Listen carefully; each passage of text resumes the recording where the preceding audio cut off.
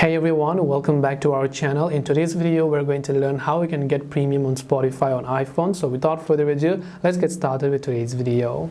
If you want to get Spotify Premium on iPhone, it's actually quite very simple.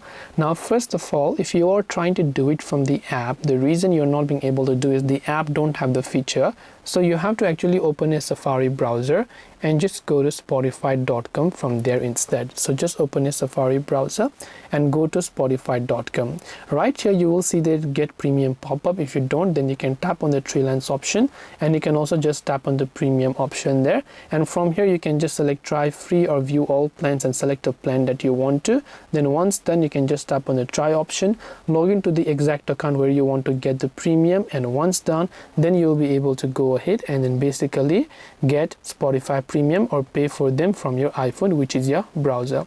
So I hope this video helped you. If you have got any questions, feel free to leave them down.